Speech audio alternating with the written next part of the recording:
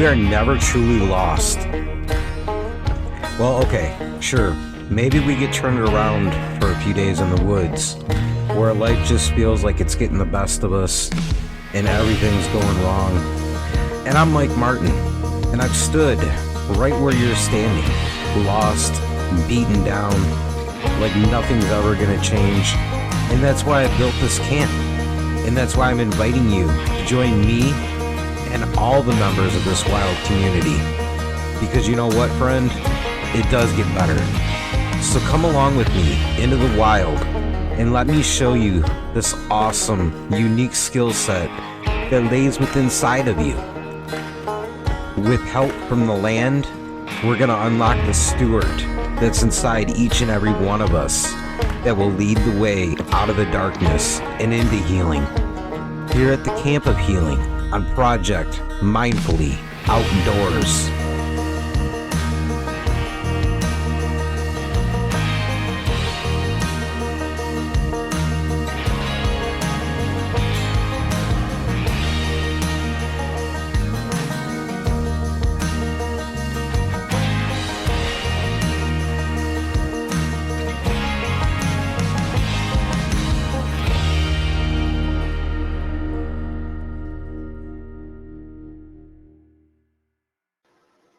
Hey, everybody. Welcome to Project Mindfully Outdoors. And as always, I'm your host and your guide, Mike Martin. And you may realize that, well, it's a little bit of a different experience. That's because going forward, I want to play around a little bit and make this a more interactive kind of experience, these campfires. You know, we started these campfire sessions way back as kind of a way to hold my feet to the fire as far as working on and dealing with social anxiety. I thought that this far down the trail, it might be worth changing up the experience and making these conversations a little bit more lifelike around the campfire. And, you know, as I sit here in the deer blind where I enjoy to record these conversations that I get to share with you through the project and through the work that I'm doing, I feel like it really adds to the experience. And I'm hoping that it's a positive thing.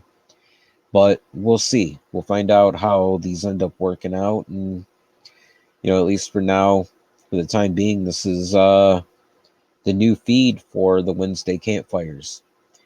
And on today's edition, I want to kick things off with really what I feel is a very informative type conversation, because my guest, Adam Keller, he's an entrepreneur. He's a business owner, and he's really one of those people that have taken the party rental scene by storm over recent years. And now he's gone to a point where he's starting to share that wisdom and that experience with other members of not only that tribe and that community, but also with people like you and me that are out there looking for just that one good thing, you know, that one piece of whatever it may be that helps us in order to go forward. And what I really enjoyed about my conversation with Adam today is that, you know, when we got together, it was from two completely different spectrums. You know, I look at everything and try to find the deeper, more philosophical meaning, while Adam's looking for, you know, the business end of it, the more impactful and the more direct, to the point, efficient kind of model. And I love how we were able to come together and really broaden both of our points of view. So I hope you enjoy this first full-blown video version of the campfire sessions. And on the flip side of this word from our sponsor, I give you that conversation with Adam Keller. All right, Adam, how you doing tonight? I'm good. Thanks for having me on. Absolutely. So Where are you? Aren't you down in Texas area or something? No, I'm in upstate New York. Ah, Completely away from there. That's okay. completely missed that one.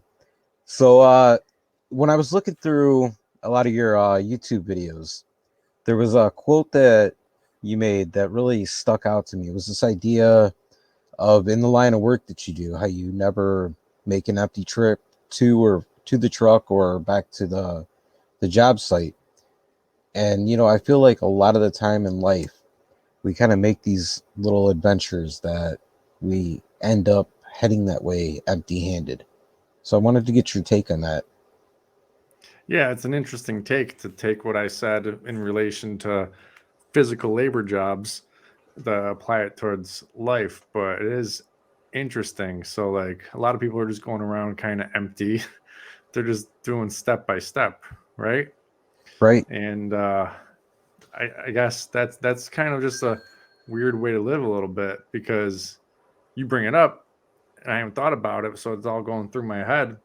Like I'm not going through life like that, and a lot of entrepreneurs I know are not. There's always something along the way to the next step, uh, something to learn or a mistake to happen to learn from or whatever. And then once you get to the next step, there's all of that stuff that you learned in between or experience. Maybe you didn't learn anything or you feel like you didn't learn anything because sometimes it's difficult for us to see what we've learned. Uh, but whatever experiences you had along the way can then help you to the next step.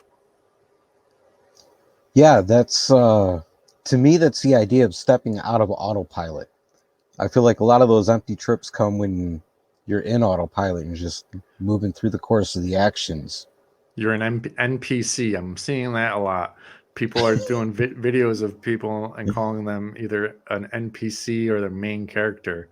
And when you see a video when they're talking about the main character, you feel that way too. That person is definitely the main character of their story. And I'm guilty of it myself, walking through life for many years being, I guess, that NPC type characteristic where you're just doing the journey. You're not really thinking too far into it. And then, mistakes come up and you get in a position where you start to want to kick yourself in the head because that negative talk really kicks in. Yeah, my girlfriend's going through this. Like she's talks negatively to herself, and it's something I can't understand. I can try to have empathy for it, but I've never talked to myself negatively. I don't get it. It's hard for me to grasp that happens. It happens a lot to a lot of people because, as you go through the experience of the journey and you write a lot of the pages of that book you're living, you pick up on behaviors, habits, things from, that people do that are around you every day. And really, without thinking about it, those sort of things kind of latch in and you start doing them too. Yeah, and there's a guy I watched on TikTok. He kind of like says, so your beliefs are who you are, but your beliefs are the hardwired things inside of you based on continuously doing the same thing and talking to yourself a certain way. And then those beliefs become what controls your avatar, which is you, your brain and your consciousness exist, and your human body is just the representation of it in the world. And your brain is the code, like a website. There's a website is code, but we see it as a representation of what we're looking at right now. So we have this code from our beliefs, which we're negatively speaking or positively speaking, which just outwardly express our reality. So that's what's making our reality. And he says a lot about you got to change your code, but he never tells you how to change the code because that's the next step where you pay for it. Right. That's always the kicker. Yeah. I hate that part. And that's the part that I like to get away from because, like we mentioned, how we all live a story and there's wisdom to be gained from that when you step out of the autopilot setting. And to be able to share that with people is a way to not only turn them on to look at themselves and think about some of those patterns that they do in autopilot mode, like the self-talk, the, unhealthy vices that people may have, and so on and so forth. When you get out of that and you start to become aware of it, it's a step-by-step process. And, I'd like to see your take on it, considering, how you mentioned with the self-talk, you really can't comprehend how that works. So what is your thought process going into, you're in a situation, you're doubting yourself, but in order to go forward, you got to take that blind leap. How do you hype yourself up to do that? Ooh, that's something I've been talking about a lot lately too. So number one is, first, I was saying, I just wake up, I do shit gets done, and repeat. This is because I talk a lot on social media about various business ideas and accomplishing things, and people don't understand, like, how did whatever, how'd you do that, or how does one do that? And I just think it's as simple as you wake up and every day you do something, even if it's small, even if it's like researching something. And right now I'm talking about business, but this could be about self-help, this could be about mindset, this could be about working out, anything. You just wake up every day and do a little bit towards it, researching, maybe watching a video. If it's a workout goal, just doing 10 of something, whatever it is, just every day do a little bit. Eventually stuff's going to get done, and it's going to compound and keep building on itself. And then whatever your goal was is done, and then you just repeat. So every day you just wake up and keep doing that kind of stuff. The motivation thing, that's another hard thing for me to understand. I can have empathy and kind of understand that people don't have motivation because, self-help books and self-help courses and motivational speakers is such a big industry.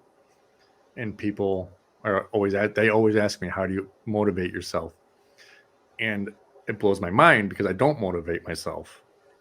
I just do things. And I was watching, I think it was on Joe Rogan. There was like a Navy SEAL Ranger, kind of, one of the elite special forces. And he said the same thing, that people ask him, like, what do you say to yourself in the morning to get yourself going? And he was confused by it. He's like, what do you mean? I don't say anything to myself. I just do it. So I can understand that other people can't do that, or I can have empathy that other people can't do that. But for me, it's weird because I don't understand how they can't do that. No, I can understand that, because I've been on both sides of the fence where, along the early stages of the journey, there's not much motivation to get things done. You're looking at like the big picture.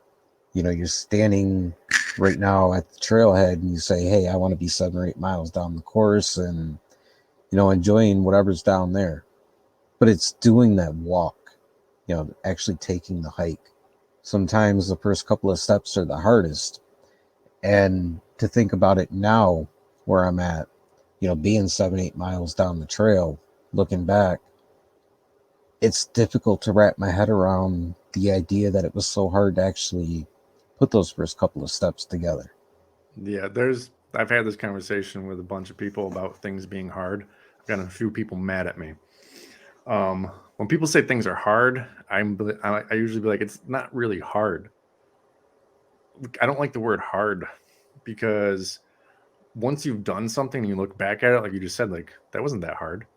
Like, once Right. anyone does anything and they look back, that wasn't really that hard. I can granted that there's things like, I don't like the word hard. I'm going to use difficult. Like, things can be difficult, they can be challenging, but to me, hard means like, oh my God, that's almost insurmountable. No one can do that. But a lot of people do whatever it is. Even people who, someone is 35 and only has a GED and now they're going back to school. They may see that as hard, but once the 4 years is up, they look back and like, oh, that wasn't that hard. Sure, I put in a lot of work and effort, but it wasn't really hard. And you mentioned looking back and be like, oh, that wasn't really hard. So I think a lot of people have fear of something being hard, but if you put in steps every day, it's not that hard. What I feel like it really boils down to is you keep jumping around the idea of the vocabulary. Yeah, You yeah. mentioned using words like difficult instead of hard. When you start to look at the big picture, you start to break it down. It's just like when you're looking at a book. You got the book closed in your hand and it's pretty thick. You're like, I'm never going to get through that. But you open it up and you start on page one. By like page 150, you're, halfway through the book, you're going, man, I can't believe that the verbiage that I used almost made me put this book back on the nightstand. Right. I wonder if verbiage is a big thing in people's mindset, because like if people are talking bad to themselves, that's a lot of bad verbiage in their head, right? Right. Hard is a bad verb when it's verbiage when it's coming to doing a task or whatever. It's not a bad verbiage when you're talking about a diamond or steel or something that you want to be hard. But yeah, I just got a problem with using the word hard as in trying to get something done. I don't mind difficult though, and I know it's just semantics there, but I Well, think not there's really. something. I think it's more the interpretation, the perception of the two words. Because if you think about hard, it's almost looks like you're running into a wall, and that wall is like a flat surface, and Mm-hmm. you Right. you've got to overthink the process to get over it. As opposed to when you look at the word difficult, it sounds kind of like a challenge.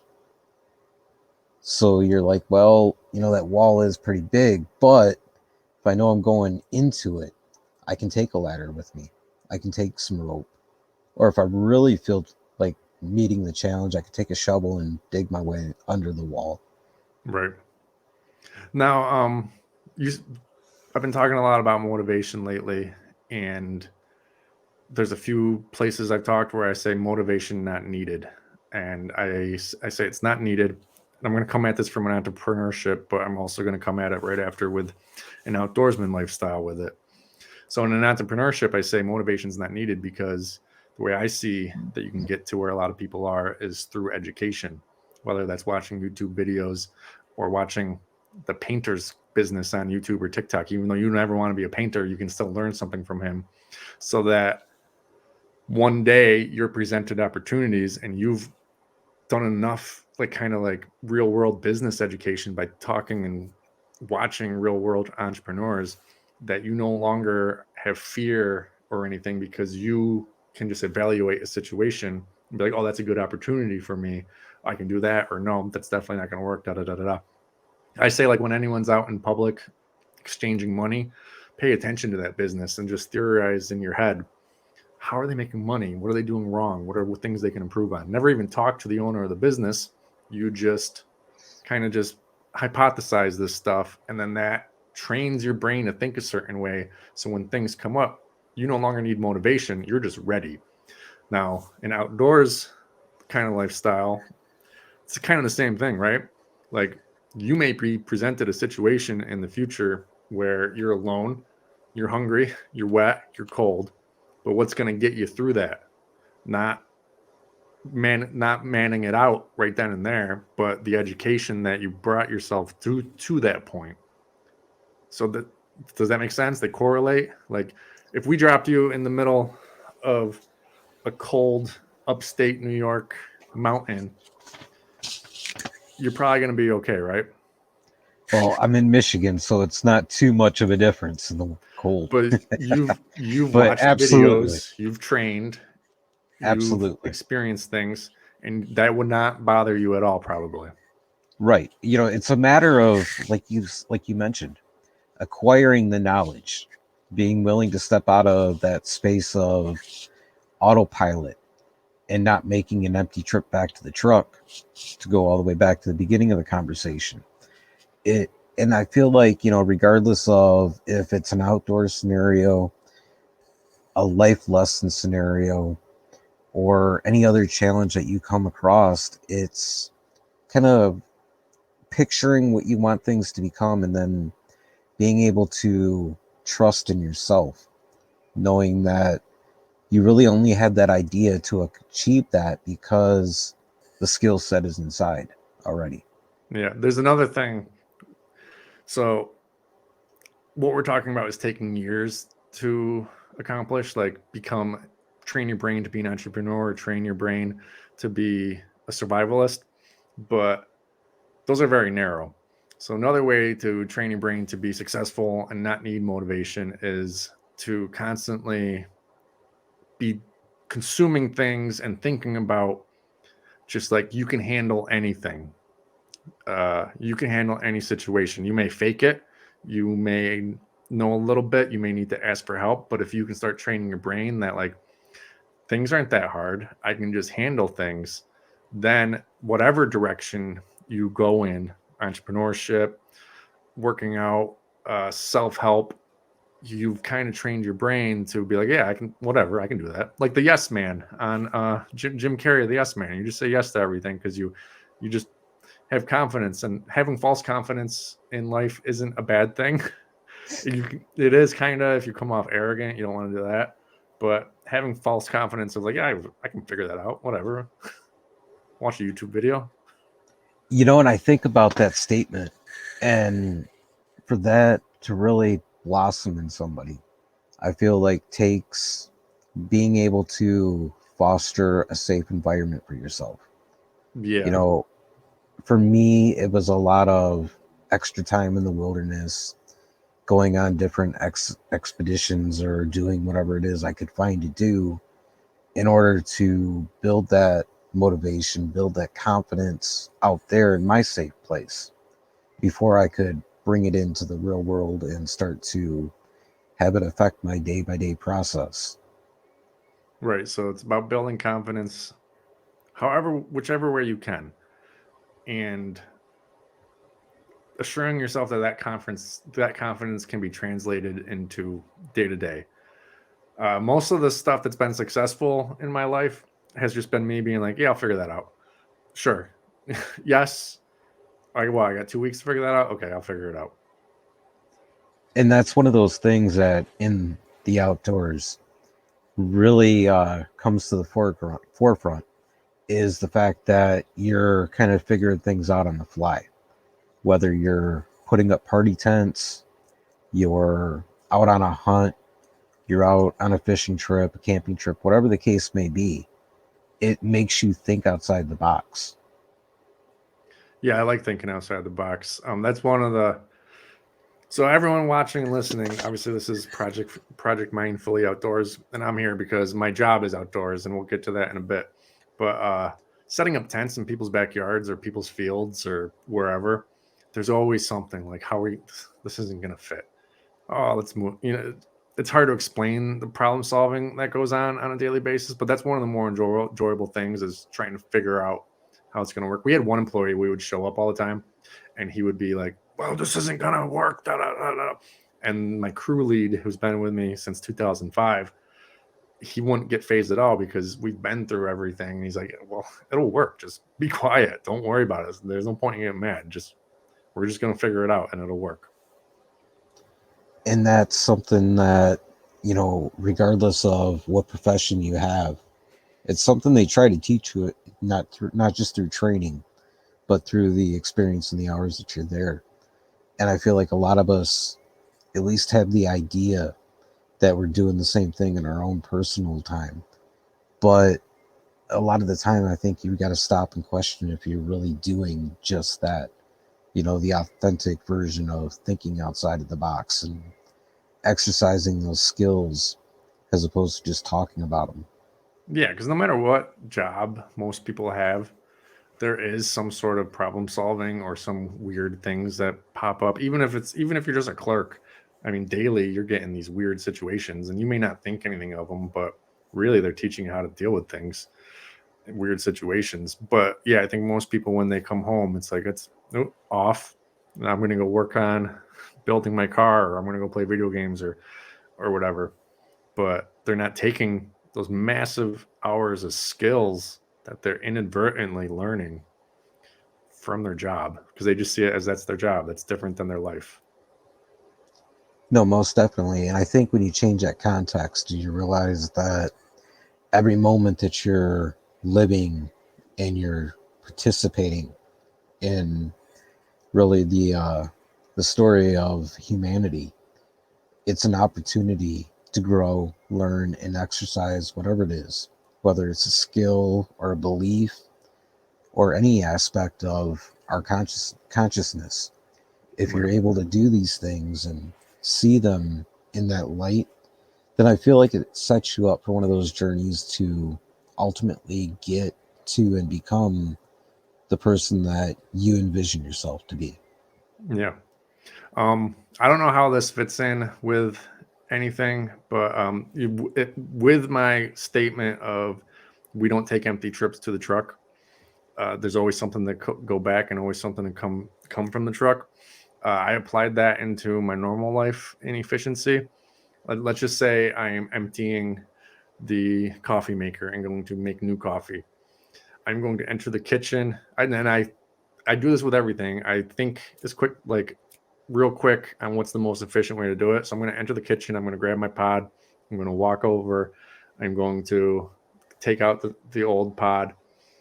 I'm going to walk this way, throw it away, grab a cup, fill it with water, come around, pour it in, put my thing in, turn it on.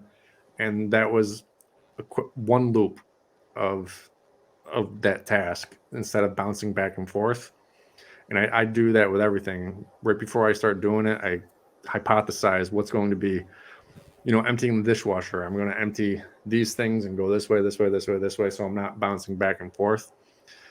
I know it's kind of off topic and I don't know how it trains your brain, but that's what I do for every step of my life is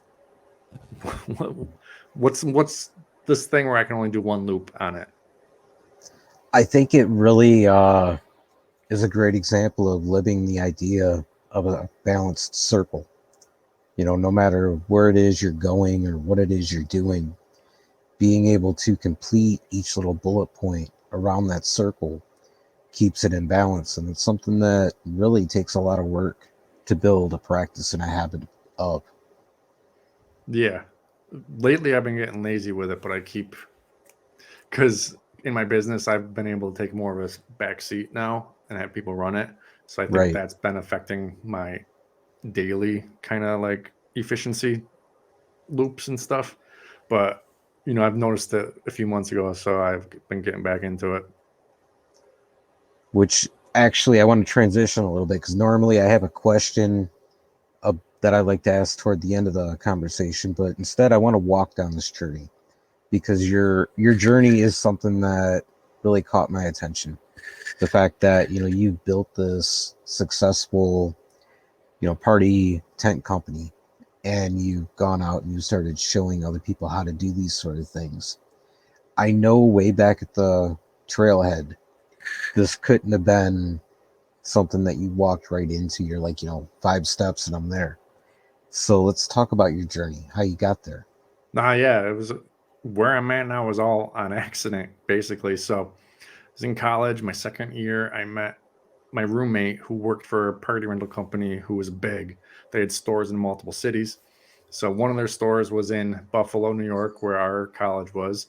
So he would occasionally work for them, and then I would occasionally go with him to make some extra money. And that I was just, show up, do this. But I parlayed that into a reference from the owner to get my summer job between college years at a local party rental company. And that's when I started seeing invoices. And I'm like, this is how much they're making for doing this. This is insane. I can do this. So I'm in college getting a history degree. Well, I was doing business first, but I soon realized you don't need a business degree to own a business because I didn't like math.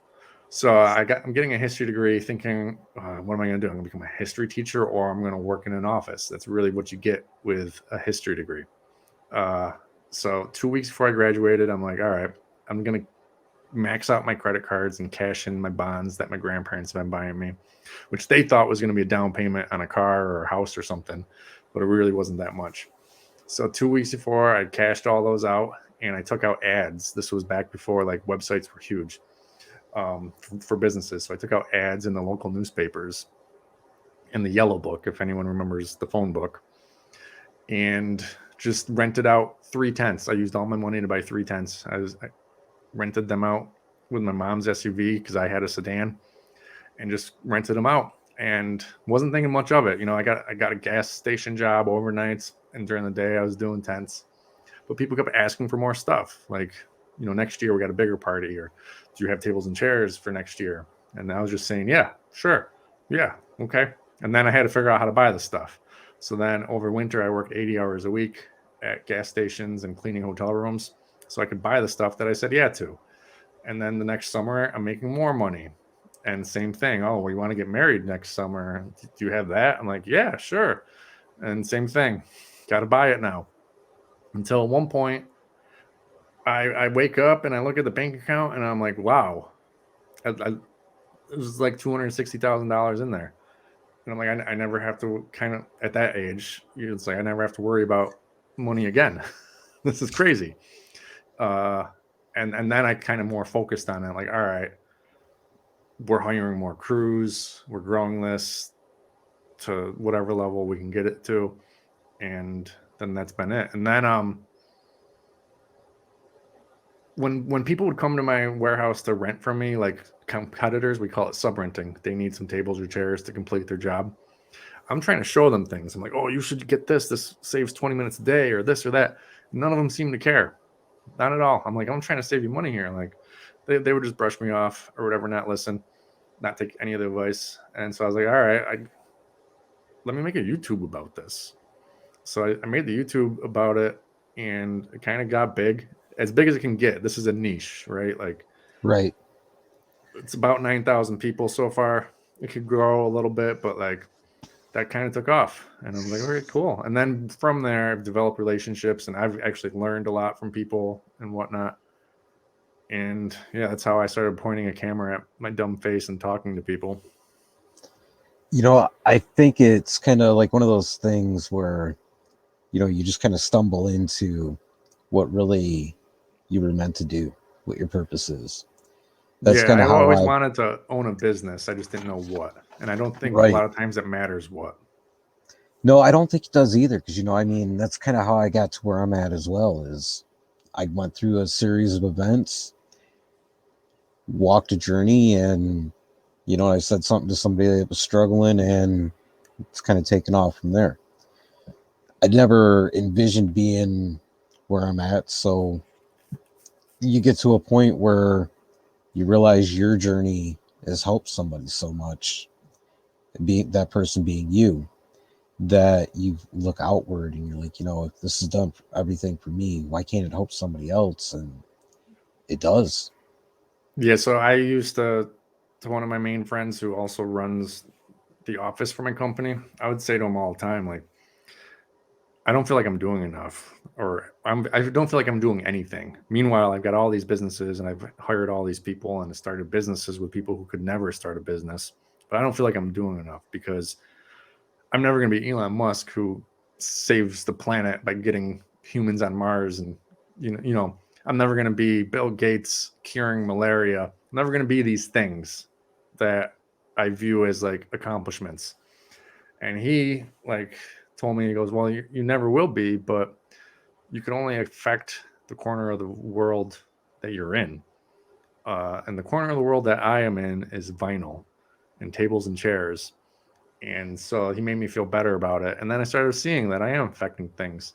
Like when I was making my course, I asked people to give me testimonials on how I helped them. This one kid sent me like an 8-minute video that made me cry, talking about he's where he's at because he found me. And he went from zero to $600,000 in 1 year. And that's a lot on him. That's, his work ethic and him putting money back in and him whatever. But it's nice to be in there, to be a sentence in there, you know. Uh that made, when I watched that video, I cried. I cried every time I watched it. It didn't get less teary-eyed. So that was cool. No, I love that. I mean, I feel like when you hit your real passion in life and you start to build up some momentum, it's not about, the money. It's not about any of that sort of stuff. It's about the actual connection. It's about being a part of the tribe and really Yeah. doing something to benefit somebody. And I'm very uncomfortable with money on social media. Like, I didn't want to make a Patreon forever, and I didn't want to charge much. and I have a course that could be sold for like $1,000, $2,000, but like I make a lot of money in my normal life, so I always feel weird about that. And there's always these people trying to hit me up to pay me to like do ads on the channel, and I'm just like, I just feel weird about it. I support what you're doing. I, I will only support like a video kind of ad if I'm into it. Not I'll never just do it for the money, but I still feel icky taking money for it, and I have a very hard time promoting myself. Podcast is probably the easiest to promote because you're actually having a conversation as opposed to like just yourself on video trying to say like, hey, I got a course, go buy it. Like, I hate it. No, I love that point of view, because I mean that's a lot of mine. You do this because of whatever the inspiration was to put you there, and you get those results, and then it builds that momentum, and you're trying to push the train ahead, but in the back of your head you're still kind of holding yourself back on a little bit of those limiting beliefs. You're like, it's great that I've helped that one person, that was the goal, but how much further can it go, and am I really ready for that to happen? Yeah, I've been getting a little easier with the like, you know, monetization of being on social media, but only because I've had 4 years of proving authenticity or whatever. I guess I'm not trying to prove I'm not trying to do it. It's just when I speak to a camera on my TikTok or YouTube, I'm not doing, hey guys, that stupid Right. stuff. Um, so I built up enough verification or whatever that if someone wants to give me money, I'm fine with it. Right. I think that's really where the most important point is to the whole thing, is taking the time to really showcase the fact that you're doing it for the right reasons. A lot of people get into the whole aspect of like social media or podcasting or whatever, thinking, hey, I'm going to jump in and I'm going to monetize, I'm going to make everything, make all this money and do all these things that are in my head, and that's the only motivation. So it ends up being empty and shallow. But to take the time and really slowly work the process, be authentic and be yourself about it. Right. When you get to that next step, it's not only I mean, yeah, it's validating, but even beyond that, it's more like, hey, I've really built something that I can look back at and be proud of. Yeah. Um, I want to get to kind of like what your channel is about, outdoors, and I know it's more about recreational outdoors. Um, I think that the happiest people that I've ever met all work outdoors. My friend works for the Thruway, which in New York is road system. I know it's called different things, other places.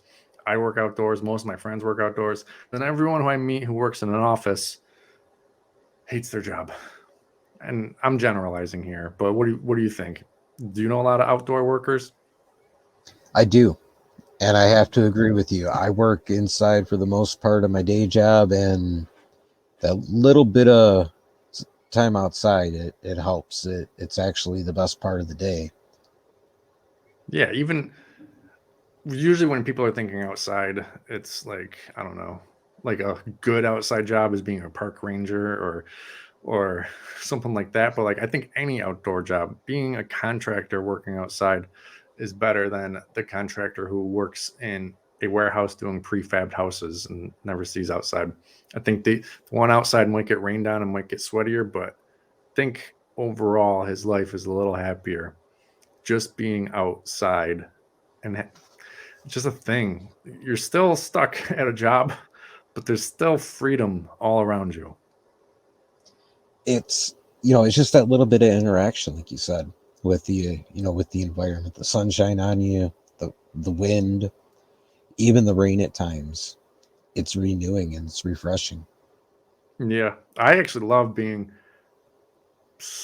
really, really, really, really hot days. I used to hate them, and like jump in the truck and just cool off with the AC on. There was like a week of really hot days, and there just seemed no relief. And I was just driving, and I'm like, you know what? I got to stop caring about this. There's nothing I can do. It's going to be hot. It's just, I can't complain about it. I can't get mad about it. It's just going to be hot. And then the next day, from then on forward, I'm just hot, and it's fine, and it's not bothering me. I think to tie this all the way back to the beginning on the idea of there's never an empty trip, that right there sums it up beautifully.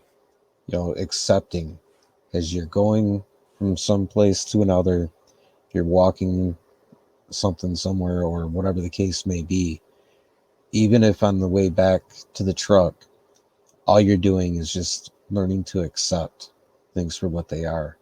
It's not an empty trip. I like that. That goes back to conversations with I have a lot of people, especially girls, because they always want to be comfortable, and that nothing's good unless it's the way it is.